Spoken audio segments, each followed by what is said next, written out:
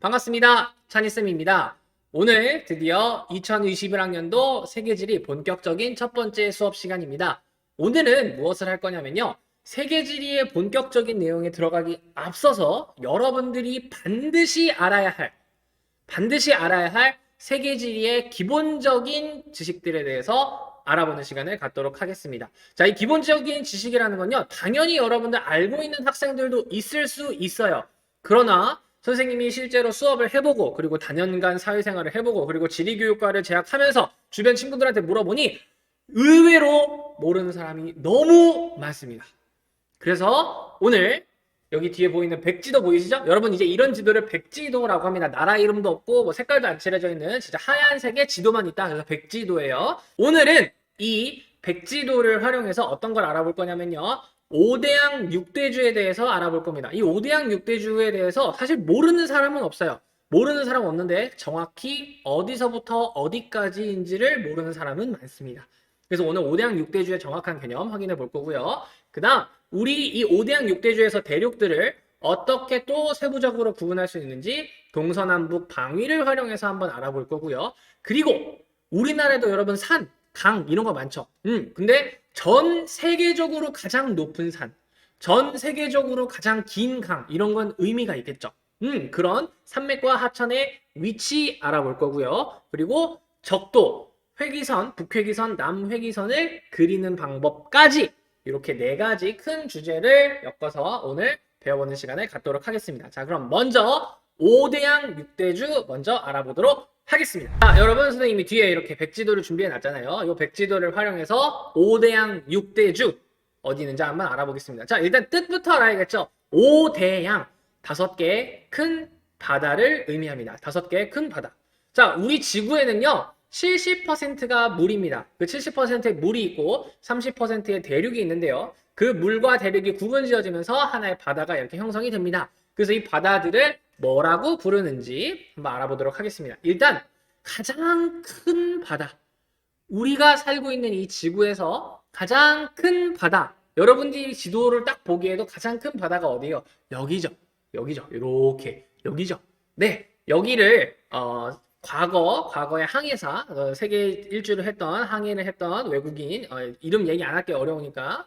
그분이 딱 여기 이쪽을 딱 가는데 어머 여기 왜 이렇게 바다 이 바람도 잘 안 불고 왜 이렇게 평화로운 거야?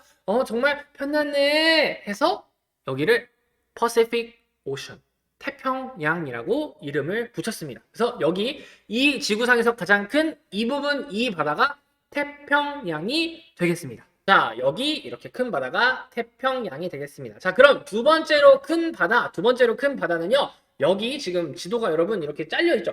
여러분 지도가 왜 잘렸는지 아시죠? 지구는 둥구니까. 여기서 이쪽으로 쭉 가면 뭐 나와요? 세상의 끝 낭떠러지가 나와요? 노노.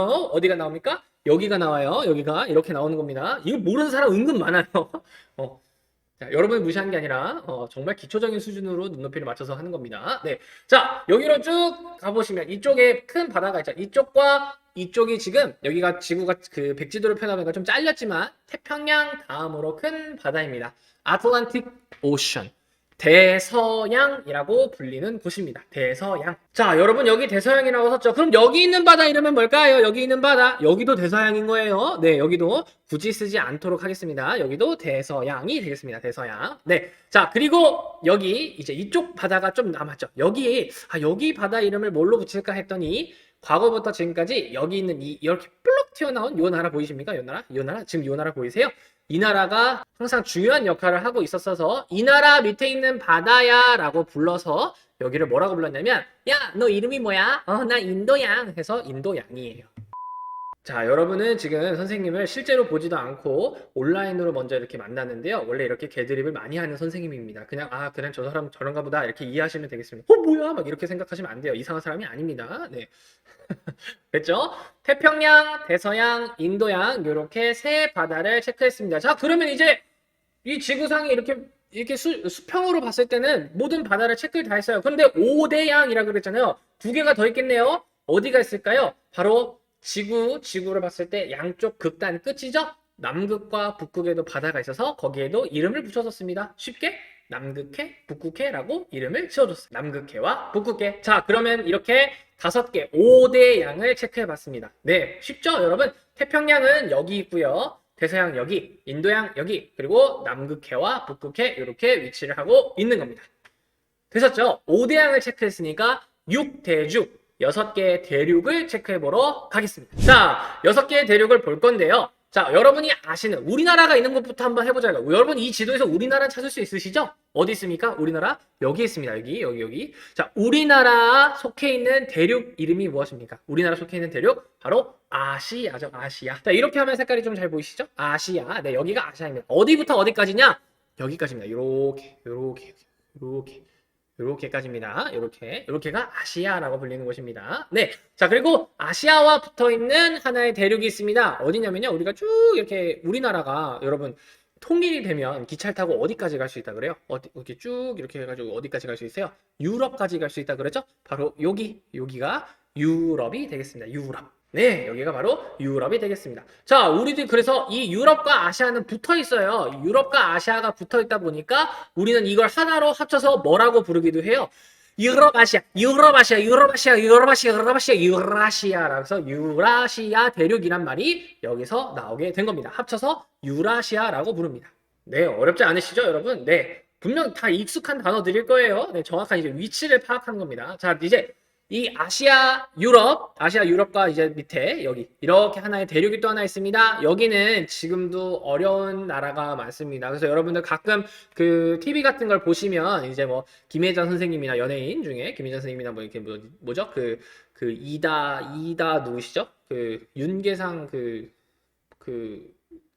여자친구분이었던 것 같은데 지금도 사귀시나? 아, 헤어졌는데 얘기하면 좀 그런가? 아, 누군지 이름이 갑자기 기억이 안 나네. 아무튼 뭐 그런 분들이 막 나와가지고 이한희 씨. 그래, 기억났다. 이한희 씨. 뭐 그런 분들이 나와가지고 이렇게 막 얘기하잖아요. 이 아이들은 먹을 물이 없습니다. 도와주세요. 막 이러면서 막 아프리카의 희망을, 아프리카의 생명을 도와주세요. 막 이런 식으로 얘기하죠? 그 아프리카가 여기입니다. 아프리카 대륙이 여기 있습니다. 되셨나요? 아프리카. 자, 그래서 아시아, 유럽, 아프리카 3개의 대륙을 알아봤습니다. 자, 선생님이 먼저 이 3대륙을 한 이유가 있습니다. 그 이유가 무엇이냐면요. 이 3대륙은 연결되어 있습니다. 그래서 예전부터 인간들이 이 3대륙의 존재를 알고 있었어요. 그래서 여기는 왕래가 서로 예전부터 활발했어요. 왕래가 활발했습니다. 자, 그러다가 1492년 콜럼버스라는 사람이 뭘 발견합니까? 바로 아메리카 대륙을 발견하죠. 그리고 그 발견한 대륙을 뭐라 그래요? 신대륙이라고 부르죠. 신대륙. 네. 그래서 아시아, 유럽, 아프리카는 기존부터 알고 있었어. 그래서 구대륙, 예전부터 알고 있던 대륙이야. 구대륙이라는 표현을 쓰고요. 이제 선생님 표현하지 않은 여기 이 부분들은 이제 인간이 대항해 시대 이후에 발견한 땅이야. 그래서 신대륙이라는 표현을 쓰게 됩니다. 그래서 유럽, 아시아, 아프리카는 구대륙. 네, 그리고 나머지는 신대륙 이렇게 체크를 하시면 되겠습니다. 사실 선생님이 지금 수업을 하면서 구대륙, 신대륙이란 말을 쓰고 있는데요. 여러분 구대륙, 신대륙은 정말 공부할 때는 편하지만 앞으로 여러분들이 이런 표현을 좀 안 써야 된다는 거를 인식만 해주시면 좋겠어요. 왜냐면 구대륙, 신대륙의 개념을 누가 정의한 거예요? 이 유럽 사람들이 정의한 거예요. 우리가 이미 알고 있었던 거는 구대륙이야, 몰랐던 건 신대륙이야 이렇게 표현한 거잖아요. 근데 신대륙에도 이미 옛날부터 인간들은 살고 있었거든요. 인디오, 인디언 이런 거 들어보셨죠? 네. 그럼 여기 있는 사람들의 존재성을 완전히 무시하는 행위잖아요. 그죠? 그러니까 구대륙, 신대륙이 우리의 편의상 쓰는 용어지만 많이 지향해야 할 용어다. 이렇게 그냥 좀 인식을 하고 넘어가 주시면 좋겠습니다. 네. 그래서 여기 유럽, 아시아, 아프리카 알아봤고요. 자, 이제 아까 말했던 콜럼버스가 발견한 아메리카 대륙이 어디인지 알아보겠습니다. 아메리카 대륙이 바로 여기입니다. 여기 대서양과 태평양 사이에 있는 이 큰 대륙, 여기 전체를 전부 다 아메리카라고 부릅니다. 자, 근데 이 아메리카가 한 대륙으로 치기엔 너무 크니까 남과 북으로 쪼갰어요. 어디를 기준으로 쪼갰냐면, 자, 여기 여러분 이렇게 마치 정말 실처럼 마지막에, 정말 생명줄을 갖고 있는 것 마냥 이렇게 살짝 이렇게 연결되어 있는 곳이 있어요. 여기를 기준으로, 여기를 기준으로 북아메리카와 남아메리카로 나뉘게 됩니다.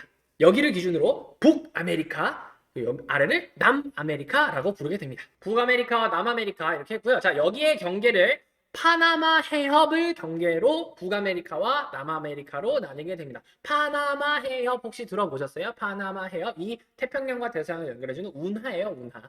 네, 거기를 기준으로 북아메리카와 남아메리카 이렇게 나뉘게 됩니다. 그래서 하나로 합쳐서 아메리카 대륙, 그리고 여기 그리고 경계를 나눠서 북아메리카, 남아메리카 이렇게 부르게 됩니다.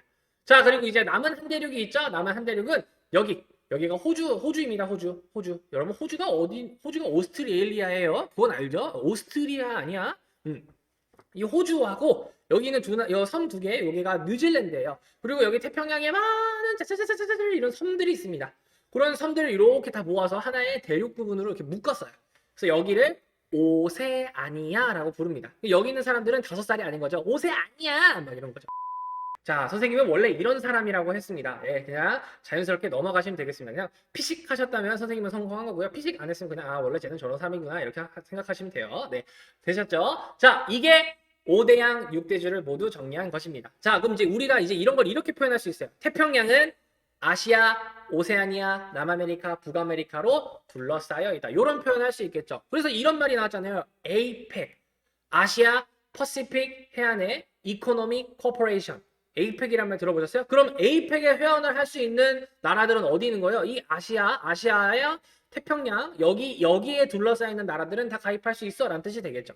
그러니까 이러니까 APEC의 회원국을 외울 필요가 없는 거야. 외울 필요가 없는 거야. 그 나라 이름에서 여기 이 위치만 보고도 해결이 되는 거예요. 그죠? 인도양은 어디 있어? 인도 밑에. 북극해와 남극해 어디 있어? 남극 북극해. 대서양은 어디 있니? 아메리카와 유럽 아프리카 사이에 있어. 이렇게 표현할 수 있겠죠. 되셨나요? 네, 5대양 6대주 살펴봤습니다. 자, 이 5대양 6대주를 이제 동서남북을 활용해서 조금 더 세밀하게 쪼개는 걸 해보도록 하겠습니다. 자, 여러분 선생님이 수업하면서요. 생각보다 동서남북 모르는 사람도 많아요. 진짜 많습니다. 동서남북 모르는 사람도. 자, 동서남북 선생님 좀 가운데로 와가지고 좀 하면은 편할 것 같아요. 자, 동서남북은요. 여러분 기준으로 그냥 오른쪽이 동쪽이에요. 아, 이렇게 할까요? 밥 먹는 숟가락 또 이제 요즘은 또 이렇게 하면 안 되죠. 밥 먹는 숟가락이 왼손일 수도 있으니까. 그죠? 네. 오른손이 있는 방향이 동쪽이에요. 그럼 자연스럽게 왼쪽은 서쪽이 되겠죠. 그리고 아래쪽이 남쪽, 위쪽이 북쪽이 됩니다. 네. 그거를 나타내는 게 방위라는 거예요. 방위. 그래서 방위는 어떻게 그리냐면요. 숫자 4처럼 이렇게 그립니다. 숫자 4처럼. 네, 이렇게 그려요. 숫자 4처럼. 그래서 동서남북을 표시할 때 어떻게 하냐면 여기가 이렇게 동쪽이에요. 여기 동. 그리고 반대편 서. 그리고 남, 북. 이렇게 표현을 하는 겁니다. 동서남북. 정말 쉽죠? 네. 근데 모르는 학생이 정말 많아요. 지금 아마 뜨끔한 학생도 있을 거야. 이 동서남북이 이거였단 말이야? 이런 사람 은근 많았어요. 앞으로도 선생님이 지금까지 수업하면서. 네. 자, 동서남북이 이렇게 됐으니까, 자, 이 아시아를 기준으로 이제 동서남북 방위를 이용해서 좀 나눠볼 거예요. 자, 아시아의 중앙이 어디냐면요. 여러분, 요 인도가 중요한 역할을 한다 그랬죠? 이 인도 위에, 여기에 티베트 고원이라는 게 있어요. 이따가 나올 건데, 여기 이 고원, 요쪽, 그러니까 여러분, 그냥 중국이 딱 진짜 아시아의 가운데쯤에 있어요. 중국이. 여기가 중국이란 나라예요. 요쪽이 가운데죠. 선생님 주먹 있는 쪽, 요쪽이 가운데겠죠? 가운데에서 짠! 이쪽이 무슨 쪽이죠? 동쪽이죠? 동쪽에 있는 나라들 어디예요? 여러분이 아시는 일본, 우리나라, 중국, 그리고 몽골 요쪽이죠? 이렇게. 여기에는 동쪽에 있는 아시아야. 그럼 뭐라고 부를까요? 동아시아라고 부르는 거예요. 그래서 우리나라가 동아시아에 있는 거예요. 쉽죠? 네. 자, 여기를 그래서 동아시아라고 부르는 겁니다.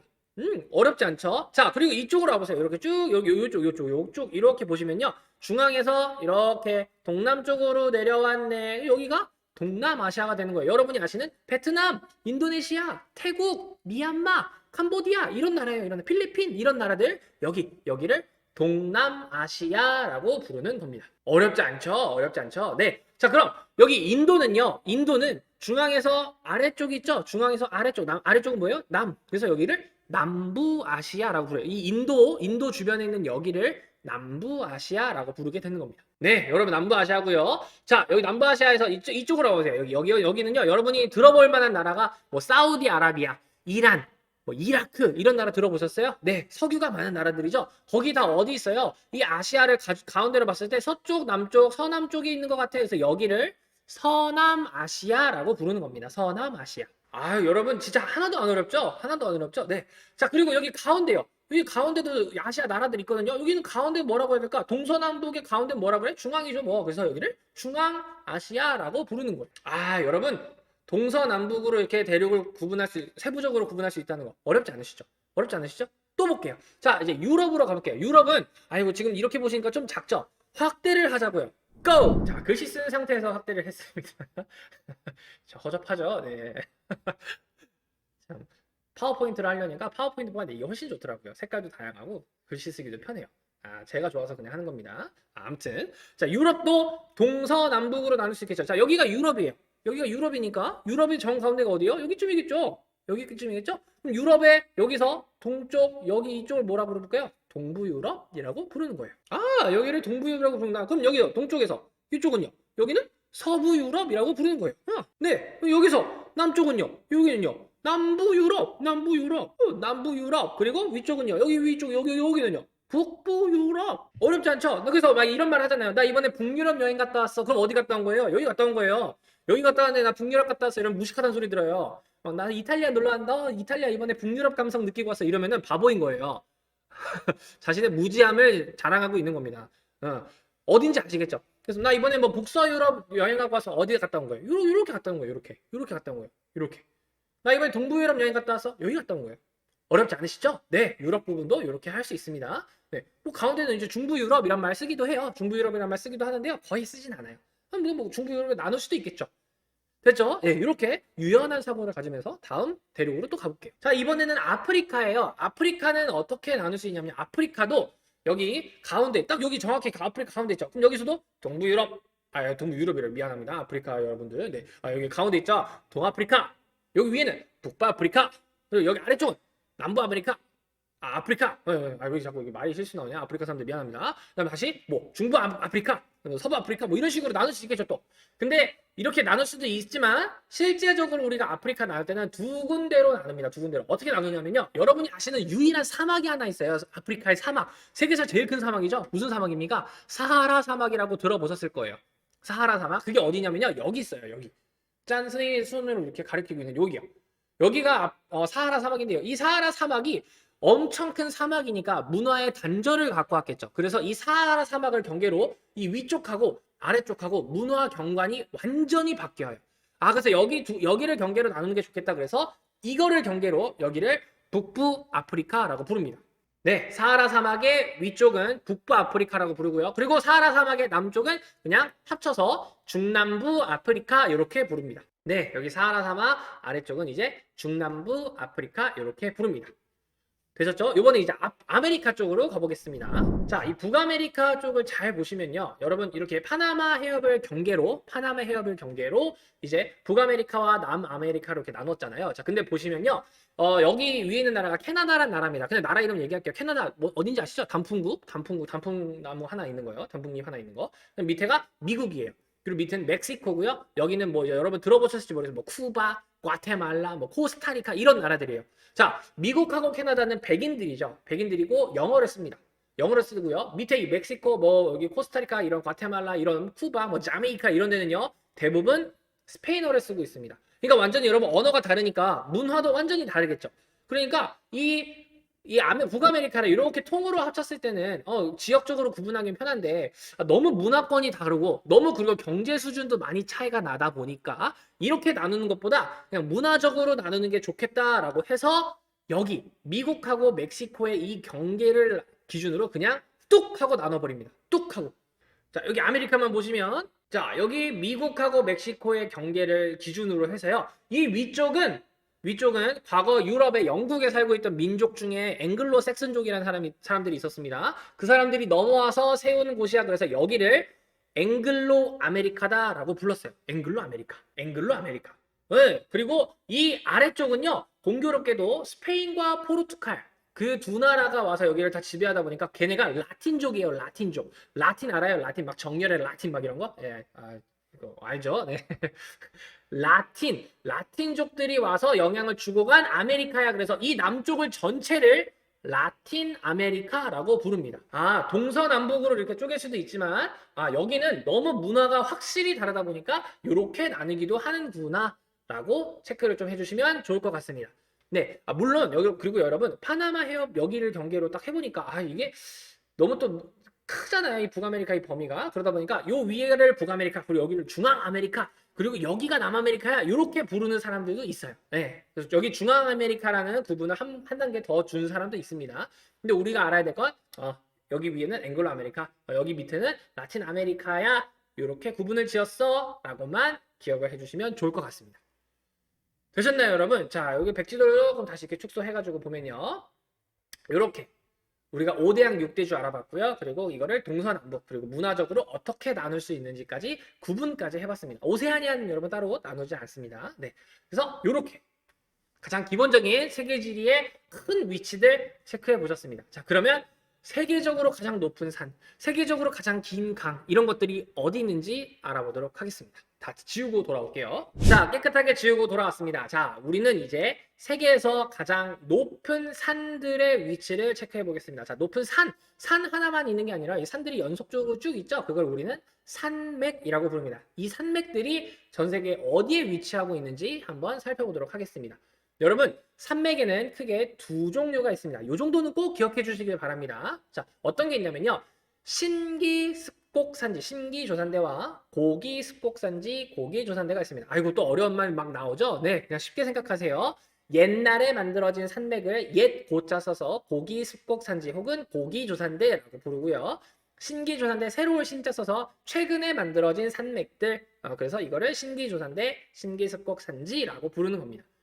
자, 지금부터 신기습곡산지, 신기조산대를 알아볼 거예요. 즉, 지금 최근 만들어진 지 얼마 안 된 뜨끈뜨끈한 산맥들이에요. 뜨끈뜨끈한 산맥들. 그래서 높이가 아주 높은 산맥입니다. 높이가 아주 높은 산맥입니다.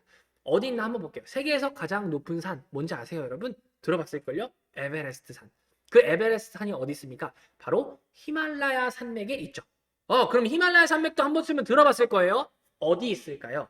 어디 있을까요? 바로 우리가 아까 체크했던 인도. 이 인도의 위쪽에 히말라야 산맥이 위치하고 있습니다. 체크해 볼게요. 여기에 히말라야 산맥이 위치하고 있습니다. 이름도 써놓을게요. 여기가 히말라야 산맥이구나. 우리가 알고 있는 에베레스트 산이 있는 곳입니다. 세계에서 가장 높은 산맥이에요. 에베레스트 산이 8,800m가 넘어가요. 엄청 높아요. 네. 그런 산이고, 그리고 에베레스트 산 옆에 또 그 다음 높은 봉우리가 K2예요. K2. 여러분, 우리 그 등산복 중에 K2라는 브랜드 있죠? 그게 그 봉우리에서 따온 거예요. 그런데 가도 따뜻한 옷입니다. 이런 걸 홍보하는 거겠죠. 네, 됐었죠? 네. 그 다음에 히말라야 산맥, 다음으로 중요한 산맥입니다. 여기 유럽 쪽에도요, 엄청 높은 신기습곡산지, 신기조산대가 있습니다. 뜨끈뜨끈한 산맥이에요. 들어봤을걸요? 요즘 그 펭수라는 캐릭터, 선생님 펭수를 진짜 좋아하거든요. 펭수라는 캐릭터가 막 이런 노래를 부르죠. 저 알프스에 너그나 그 스위스 아가씨 막 이러면서 노래 부르잖아요. 어디에? 알프스에 알프스 산맥이 알프스 산맥. 어디 있어요? 이 유럽에 있어요. 유럽 쪽에 있어요. 유럽을 조금만 확대해 볼게요. 자, 유럽을 이렇게 확대하면요. 여러분 이렇게 여기 장화 모양처럼 보여요. 요 장화 여기 딱 그 여성분들 신는 그 롱부츠처럼 생겼어요. 롱부츠처럼 생긴 요 나라. 여기가 이탈리아라는 나라예요. 이탈리아 나라 위쪽으로 이렇게 쭉 산맥이 이렇게 있습니다. 그게 알프스 산맥이에요. 네, 여기가 알프스 산맥이 되겠습니다. 그 펭수가 부르는 저 알프스의 스위스 아가씨 막 이러는 거예요. 그럼 스위스도 여기 있겠네요. 여기 있어요. 맞아요. 여기에요. 알프스 산맥이 여기 있습니다. 그래서 히말라야 산맥과 알프스 산맥 체크해봤어요. 자, 이제 아메리카로 가볼게요. 아메리카로. 앵글로 아메리카 이쪽으로 오시면요. 요렇게 이쪽으로 요렇게 산맥이 지나가고 있습니다. 이렇게 산맥이 지나갑니다. 자, 이 산맥은요. 바위가 너무 많다. 여러분 아시는 영어 단어 몇 개 없잖아요. 그죠? 네, 근데 그 영어 단어 중에 바위라는 영어 단어가 있어요. 한번 들어봤을까? rock이라고 rock. 들어봤어요? rock. 네. 근데 이걸 형용사로 만든 거죠. 형용사를 어떻게 만들어요? 이렇게 y로 붙이는 거예요. rocky 산맥. 로키 산맥이 여기 앵글로 아메리카를 쭉 가로질러서 가고 있어요. 여러분 어렵지 않죠? 예. 로키 산맥이요. 로키 산맥. 한글로도 쓸게요. 네, 여기가 이제 로키 산맥이 되겠습니다. 자, 그리고요. 자, 여기 이제 라틴 아메리카, 여기 남아메리카 이쪽을 한번 보세요. 자, 여기 나라 이름을 한번 선생님이 좀 얘기를 해볼게요. 뭐 브라질, 파라과이, 아르헨티나, 베네수엘라, 볼리비아, 칠레, 페루, 에콰도르, 콜롬비아 뭐 이런 나라들이 있어요. 선생님 이런 나라 어떻게 다 외우고 있어요? 이 수업만 지금 몇 년째 하고 있는데 이거 모르면 선생님은 비정상이잖아. 여러분도 이렇게 될 거예요. 걱정 마요. 자, 여기 나라들 선진국인가요? 선진국이지 않죠. 선진국이 아니니까 좀 아직 개발도상국이잖아. 좀 안 됐다. 아유 안 됐어. 안 됐어. 그래서 여기는 산맥 이름이 안데스 산맥이에요. 네, 안데스 산맥입니다. 이렇게 태평양 해안가 따라서 쭉 있어요. 네, 안데스 산맥. 여러분 실제로 브라질 사람 만나가지고 야 니네 안 됐다며? 이러면 되겠어요? 안 되겠어요? 안 되는 거죠. 수업에 농담은 농담으로만 받아들이셔야 됩니다. 실제로 막 칠레 사람 만났는데 안 됐대 안 됐대 막 이러면 안 돼요. 알겠죠? 네, 쉽게 여러분들 익숙해지시라고 한 겁니다. 되셨나요? 자, 쌤이 일부러 색깔 구분을 좀 할 건데요. 초록색, 지금 여러분 화면에 초록색으로 보일지 모르겠어요. 나 분명 여기 초록색으로 했는데 초록색으로 쌤이 이렇게 체크해 놓은 것들은 뜨끈뜨끈 지금 만들어진 지 얼마 안 돼서 높고 험준한 산맥이야. 요 정도만 기억해 주세요. 지금 여기서 이름까지 한 번에 암기가 됐다면 최고. 아주 더할 나위 없이 좋겠지만 지금 이 산맥의 이름들 외우지 않고 지금 이 초록색 위치들 여기는 지금도 따끈따끈 산맥들이 생겨나고 있는 곳이야. 생긴 지 얼마 안 돼서 높고 험준해 라는 것만 꼭 기억해 주세요. 네, 이름에 압박받지 마세요. 이름 안 외워도 괜찮아. 이름 묻는 문제 절대 안 나와요. 절대 안 나와요. 네, 그러니까 이렇게 여기는 높고 험준하고 지금도 생기고 있구나 체크해 주시고요. 자, 그럼 그 다음으로 예전에 생겨서 지금은 높고 험준하진 않지만 예전에 생겨서 지금도 인간 삶에 영향을 주고 있는 산지들, 고기 습곡산지와 고기 조산대 위치를 체크해 보도록 하겠습니다. 자, 색깔을 바꿔서 선생님이 갈색으로 체크를 해볼게요. 갈색으로. 자, 유럽 쪽에 한번 가보겠습니다. 유럽 쪽으로 쭈르륵 가보시면요. 자, 유럽을 보면요. 자, 여기 여러분 이쪽 보이세요? 여기 이 두 나라가 이렇게 있는데요. 아니 서로 나라가 국경선을 이딴 식으로 이렇게 그리는 나라가 어딨어? 이렇게 그릴 수밖에 없었어. 왜 그랬을까? 여기에 산맥이 지나가고 있기 때문이에요. 산맥이 지나가고 있기 때문이에요. 어떤 산맥? 과거에 만들어졌던 산맥이 있어서 그런 겁니다. 그 산맥 이렇게 그릴 수 있어요. 자, 이렇게 산맥을 그렸고요. 이 산맥의 이름은 스칸디나비아 산맥입니다. 자, 그래서 여기 있는 이 반도 이름이 스칸디나비아 반도고요. 여기 있는 국가들은 스칸디나비아 국가들 이렇게 부르기도 합니다. 이 산맥이 굉장히 큰 역할을 했던 거죠. 나중에 우리가 기후 파트로 갔을 때 이 스칸디나비아 산맥이 굉장히 중요한 역할을 할 겁니다. 네, 그래서 유럽의 좀 위치를 파악해 주시면 좋을 것 같고요. 그다음 조금 이쪽으로 와서 이쪽에 보이시나요? 여기 이렇게 푹 튀어나온 거요. 여기 밑으로 산맥이 하나 지나가고 있습니다. 이 산맥이 고등학생들이 가장 좋아합니다. 이름이 격렬하거든요. 여기부터 이렇게 쭉 산맥이 내려옵니다. 이 산맥의 이름은 우랄 산맥이에요. 이름이 아주 격렬하죠? 우랄 산맥 여기 있습니다. 네, 스칸디나비아 산맥과 우랄 산맥 이렇게 체크해 봤고요. 그리고 이제 아메리카 대륙으로 또 넘어가 볼게요. 자, 여기 앵글로 아메리카 쪽으로 왔습니다. 자, 여기 이렇게 산맥이 이렇게 있고요. 이 동쪽으로 이쪽으로 이렇게요. 산맥이 또 하나 지나가고 있습니다. 이렇게요. 이렇게. 자, 이 산맥이 에팔레치아 산맥이 되겠습니다. 팔레치아 산맥. 네, 이쪽에 있는 고기 습곡 산지입니다. 되셨죠? 자, 이번엔 오세아니아 쪽으로 가볼게요. 자, 여기 있는 큰 이 섬이 호주 오스트레일리아입니다. 이 오스트레일리아의 동쪽에 이렇게 산맥이 하나가 쭉 지나가고 있습니다. 바로 이렇게 산맥이 지나가는데요. 이 산맥은 아주 두동강된다. 크게 그냥 두동강된다. 이렇게 원주민들이 이름을 지은 거예요. 크게 두동강된다. 그걸 영어로 바로 직역한 게 그레이트 디바이딩 나눈다 이거죠. 그레이트 디바이딩 산맥입니다. 그레이트 디바이딩 산맥. 네, 이렇게 그레이트 디바이딩 산맥이 위치하고 있는 겁니다. 자, 이거를 이제 다시 세계 전도로 다 바꿔볼게요. 자, 선생님이 갈색으로 표시한 건 과거에 생겼던 산맥들, 과거에 생겨서 지금은 막 높고 험준하진 않지만 과거에 생겨서 지금도 영향력을 주고 있는 산맥들 이렇게 체크를 해주시면 되겠습니다. 이름 어렵죠? 여러분 이 이름 갑자기 외우려고 그러면요 스트레스 엄청 받을 거예요. 이름에 얽매이지 말고 지금 선생님이 갈색으로 체크한 이 위치들은 지금 생긴 뜨끈뜨끈이 아니라 과거에 생겼던 산맥들이구나 라고 체크를 해주시면 되겠습니다. 되셨죠? 자, 이제 세계의 높은 땅, 여러분 높은데 이렇게 평평한 땅을 고원이라고 부릅니다. 고원. 네, 이 고원의 위치가 어디 있는지 체크해 보도록 하겠습니다. 자, 여러분 여기 히말라야 산맥을 잘 보시면요. 여기가 세계에서 가장 높은 산맥이라 그랬죠. 히말라야 산맥이. 그럼 여기에도 세계에서 가장 높은 고원이 같이 있습니다. 그 고원이 어디냐면요. 이 히말라야 바로 안쪽에 있어요. 바로 안쪽에. 이렇게요. 선생님 빨간색 동그라미 친곳 여기입니다. 여기가요. 한번 들어봤을 거예요. 여러분 티베트 들어보셨죠? 티베트? 네, 티베트가 있는 티베트 고원입니다. 티베트 고원. 여기는 높고 평평한 땅이구나 네, 높고 평평한 땅이구나. 이렇게 기억해 주시면 돼요. 한 군데 더 있습니다. 한 군데 더. 어디 있냐면요. 바로 이쪽으로 오세요. 이쪽으로. 자, 여기 이 큰 나라가요. 브라질이란 나라인데요. 여기에도 고원이 있대요. 이렇게 크게 고원이 있습니다. 동그라미 이렇게 한대요. 여기는 브라질에 있는 고원이야. 그래서 브라질 고원 이렇게 불러요. 브라질 고원. 아, 여기가 높고 평평한 땅이야. 이렇게 체크를 해주시면 되겠습니다. 고원은 이 정도만 아시면 충분합니다. 이 정도만 아시면 충분합니다. 그러면 세 개의 아주 큰 강들. 여러분 강 아는 거 있어요? 강. 여러분 우리나라에 한강 알 거예요. 한강, 낙동강, 뭐 영산강, 뭐 이런 거는 좀 들어봤겠죠? 예. 그 강들은 여기에 보이지도 않아요. 예. 근데 이렇게 큰 세계 지도를 펼쳐놔도 보이는 강들이 있겠죠. 그 강들은 세계적으로도 의미가 있는 강들이겠죠. 그 강을 체크해 보도록 하겠습니다. 강 체크를 한번 가보시죠. 자, 일단 세계에서 가장 긴 강을 한번 봐야겠죠. 가장 긴 강은 어디 있냐면요. 여기 있습니다. 아프리카 대륙에 여기 이렇게 동그랗게 동그라미 뭐 하나 보이세요? 동그라미. 요 동그라미가 시작이에요. 강의 시작. 자, 여러분 강이 시작된대요. 그럼 강은 어디로 흐르나요? 여러분 강은 어디서 어디로 흐르죠? 강은 어디서 어디로 흘러요?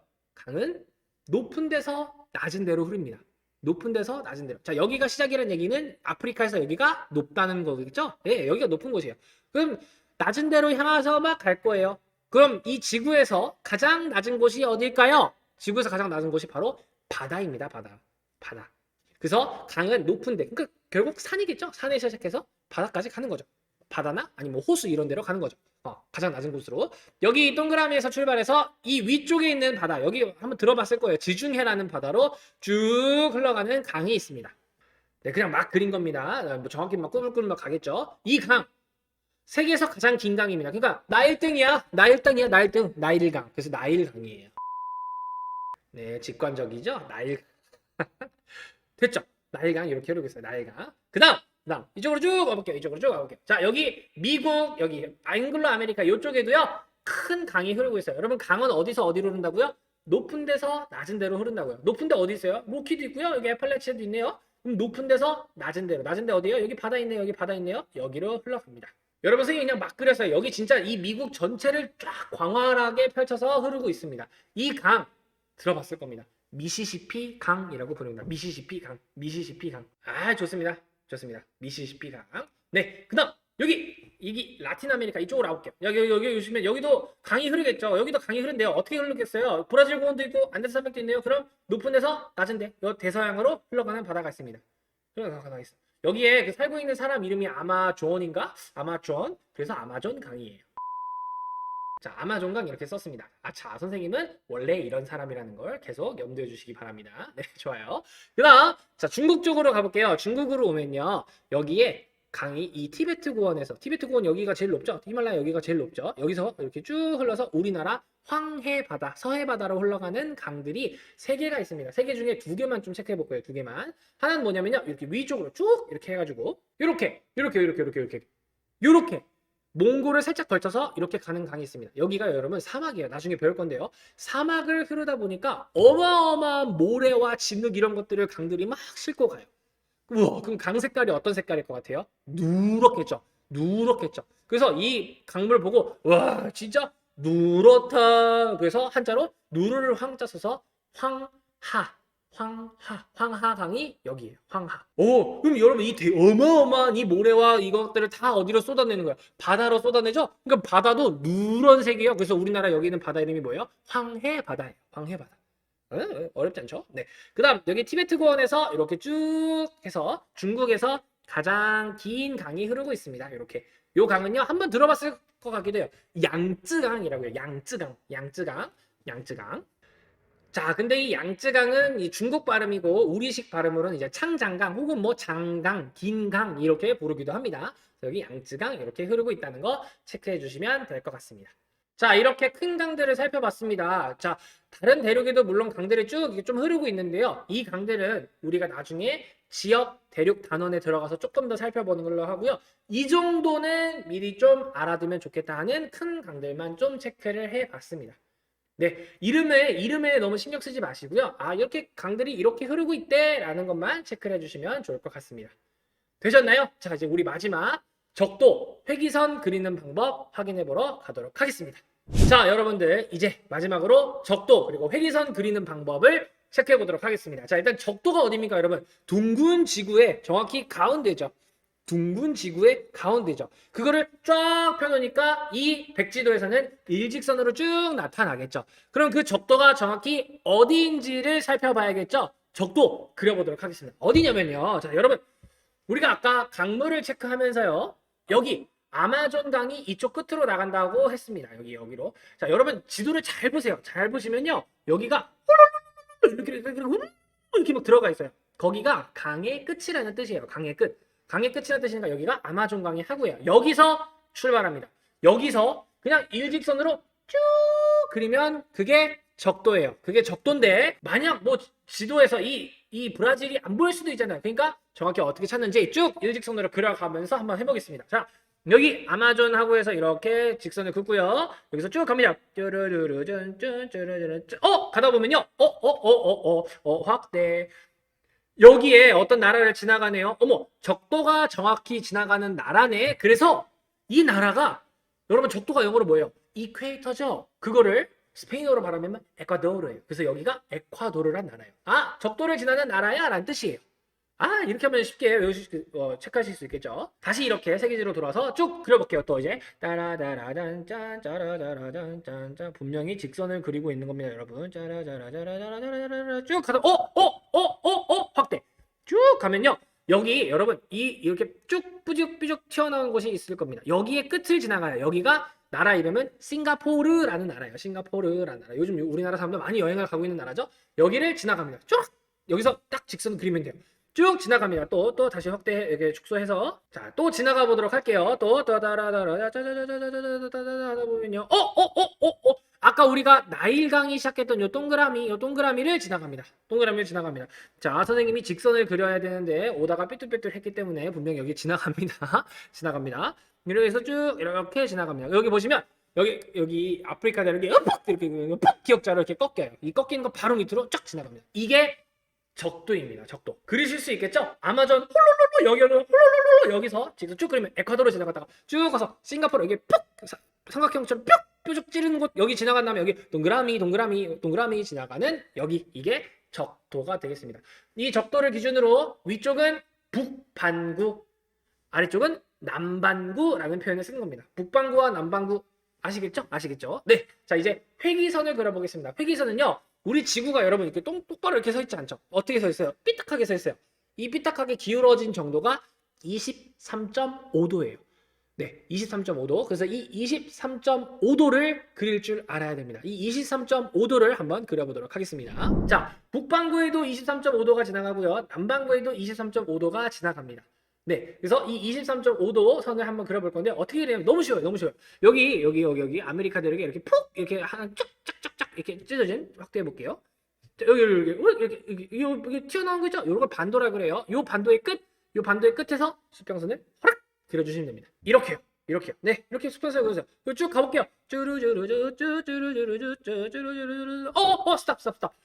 여기 섬 하나를 정확히 관통합니다. 슉 확대하면요. 여기 이 섬을 지나갑니다. 이 섬이 여러분 아시는 대만, 타이완입니다. 타이완을 정확히 가로질러 갑니다. 자, 그리고 쭉 지나가면요. 쭈루룩 지나가면 어딜 지나가면 여러분이 아시는 유일한 사막이죠? 사하라 사막을 지나갑니다. 아, 이렇게 하면 북회기선을 그릴 수 있습니다. 북회기선 이렇게 그리시면 되고요. 이번엔 남회기선 그려볼게요. 남회기선. 자, 남회기선은요. 여기 남아메리카에 여기 보시면요. 이렇게 갑자기 팍 꺾이는 데가 있어요. 팍 꺾이는데 여기가 시작이에요. 여기 여기서 시작하시면 돼요. 이렇게 여기 팍 이렇게 꺾이는데 여기서 시작하면 됩니다. 쭉 지나갑니다. 짜라자라자자자자자 이렇게 지나갑니다. 그러실 수 있겠죠? 쭉 지나가면요. 우리가 아까 봤던 이 호주, 오스트레일리아를 정확히 가운데를 관통합니다. 정확히 가운데를 관통하고 요를 가다면 여기 있는 이 섬도 지나가네요. 이 섬이 여러분이 그 영화로 한 번쯤은 봤을 마다가스카르입니다. 마다가스카르 섬이에요. 그리고 쭉 해서 여기 이 나라, 여기 나미비아라는 나라인데요. 여기에 사막이 하나 있어요. 우리 나중에 배울 거예요. 이 나미비아 사막도 허락 지나가는 게 남회기선이 되겠습니다. 여기는 북회기선, 남회기선입니다. 이 세 개의 선은요. 그릴 줄 알면 세계의 기후 문제가 그냥 풀려요. 그냥 풀립니다. 세계지리를 선택한 학생이라면 요 세 개의 선은 그릴 줄 알아야 되겠습니다. 되셨죠? 되셨죠? 네. 자, 이렇게 해서 오늘 세계지리의 아주 기초적인 것들을 살펴봤습니다. 아이고, 짧은 시간에 많은 내용량이 들어있는 것 같죠? 그래서 여러분들 이름 외우는 거에 스트레스 받지 마시고, 아, 선생님이 체크했던 그 부분이 그거였지 정도만 기억해 주신다면 앞으로 선생님 세계지리 수업을 따라오시면서 어렵지 않게 이해하시면서 따라오실 수 있을 겁니다. 네. 아이고, 강의 듣느라 너무너무 고생하셨고요. 선생님은 다음 또 이제 진도 영상에서 뵙도록 하겠습니다. 혹시 영상을 보시면서 모르는 점이 있거나 궁금한 점이 있으셨다면 언제든지 댓글 남겨주세요. 그러면 선생님은 다음 영상으로 돌아오도록 하겠습니다. 다음 영상에서 만나요. 파이팅!